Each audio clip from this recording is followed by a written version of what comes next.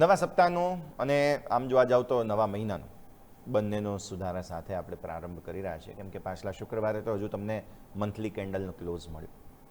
પાછલા મહિને આમ જોવા જાવ તો માર્કેટે સારા રિટર્ન્સ, સ્પેશિયલી નિફ્ટીએ બહુ જ સારા રિટર્ન્સ જે છે તે ખાસ આપ્યા છે. અને હવે ફોકસ તમારે જે છે તે સારા મોમેન્ટમ ધરાવનારા શેર્સ પર કરવાનું છે. પણ ઇન્ડેક્સથી મારા મત પ્રમાણે હજુ પણ બહુ મોટી અપેક્ષા કે 3-4% મૂવ કે 5% મૂવ, ના, હજુ પણ બહુ મોટી અપેક્ષા નથી રાખવાની. હા, અપેક્ષા તેજીની રાખો એ વાત સમજમાં આવે, પણ બહુ મોટી અપેક્ષા નહીં. ઇન્ડેક્સ ધીમો પણ મક્કમ સુધારો હજુ પણ બતાવતો રહેશે.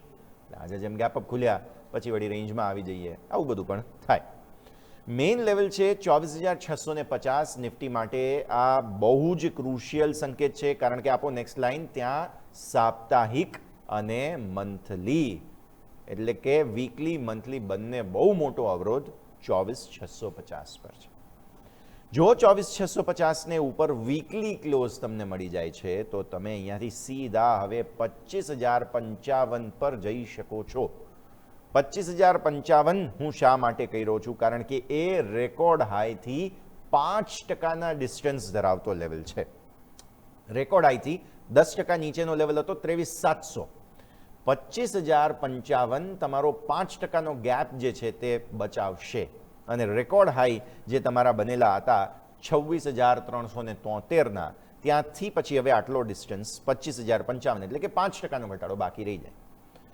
બેંક નિફ્ટીની જ્યાં સુધી વાત આવે છે તે હજુ પણ હમણાં આપણે વાત કરી તે પ્રમાણે આપણા 57,350ના લેવલને નીચે બંધ થયો. અને જ્યાં સુધી એ નથી થતું ત્યાં સુધી બેંક નિફ્ટી એક બ્રોડ બેઝ રેન્જમાં ફસાયેલો છે.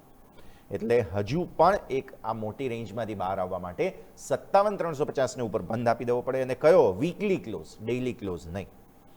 પછી 57,350ને ઉપર વીકલી ક્લોઝ મળી જશે તો સીધા આપણે 58,700 સુધી જઈશું. પણ એના માટે બેઝિક કન્ડિશન એ છે વીકલી ક્લોઝ જોઈએ. સાપ્તાહિક ધોરણે એકવાર 57,350ને ઉપર બંધ જરૂરી છે. નિફ્ટીનો મંથલી કેન્ડલનો ક્લોઝ જે શુક્રવારે મળ્યો એ ગ્રીન છે, પણ બેંક નિફ્ટીનો જે મંથલી કેન્ડલનો ક્લોઝ છે એ રેડ છે, એટલે કે નેગેટિવ ક્લોઝ છે. અને એટલા માટે જ ડિસાઇઝિવ ફેક્ટર હવે તમારા સ્ક્રીન પર આવશે, અને દેટ ઇઝ એસબીઆઈના પરિણામો. 7 ઓગસ્ટે એસબીઆઈના પરિણામો આવવાના છે અને ત્યાંથી બેંક નિફ્ટી પોતાની આગળની ચાલ નક્કી કરશે. ત્યાં સુધી બેંક નિફ્ટી હજુ પણ રેન્જમાં છે.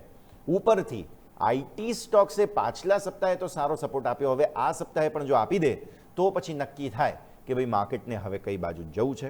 સેક્ટર રોટેશન પર એક તો ખાસ તમે નજર રાખો અને સારા શેર્સ પર દર્શક મિત્રો ફોકસ કરો. આ છે ભટ્ટજીની આજની કમેન્ટ.